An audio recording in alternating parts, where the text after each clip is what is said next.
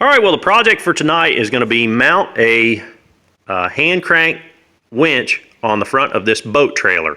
You folks that have subscribed already, you've seen this trailer in other videos.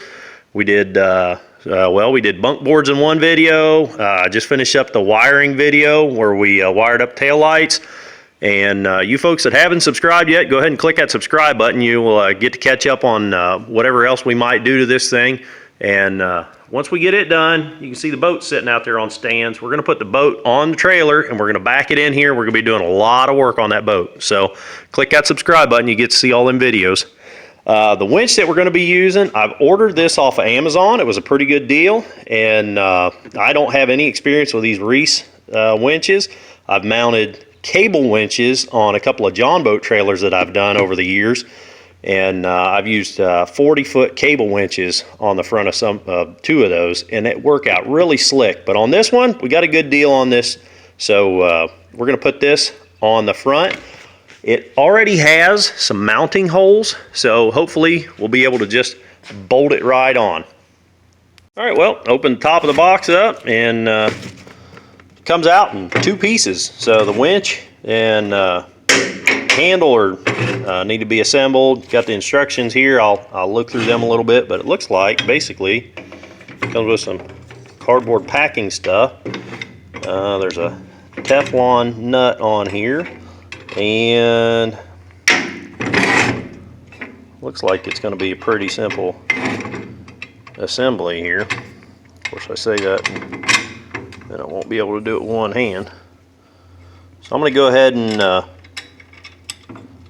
and double check the instructions and make sure this is what I'm supposed to do, but I'm pretty sure this is what I'm supposed to do. Okay, I'm looking at the diagrams here in the book, and there's nothing on that shaft besides there's a lock nut, holds the handle on, that's it. So I tighten it down with a wrench, and we're going to go ahead and it didn't come with any hardware. Luckily I've got kind of a selection of bolts over there, but we're going to go ahead and set it up there on the trailer and get a look at it. Well, if you hear that rumble, the train's coming. I live right close to a railroad track, and a couple times a day we get the train coming through here. Just looking at the holes on that plate, they line up pretty good with the holes under this winch. So I think it's going to be just as simple as bolting that on. I'm going to use some 3/8 inch bolts.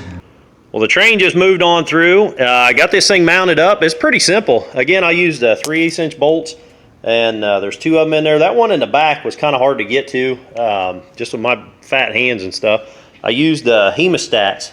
I use those a lot. I got a couple of different sizes for just this sort of stuff. So I just clamped on the end of that, on the end of the bolt, and just dropped it in the hole there. I got curious as to how long this winch strap was, so I stretched it all the way out. It's sewn on here, so you can't hardly pull it out, I guess. It's sewn on here, and I pulled it out and measured it with a tape measure. I'm not going to do that while I'm holding the camera because I only got two hands. And it was 19 feet, roughly 19 feet and 8 inches from the end of the winch. So that gives you guys an idea. If you're looking at this winch, this is, what model is this? Model number 74329 up there in the corner. The 1,500-pound trailer winch by Reese Tow Power. 74329 again is the number up here in the corner too. So that's all I got, guys. Hopefully I helped you with this one. If I did, click that thumbs up button. If you want to see more videos like this, me working on this sort of stuff, click that subscribe button. And until the next video, guys, keep on tinkering.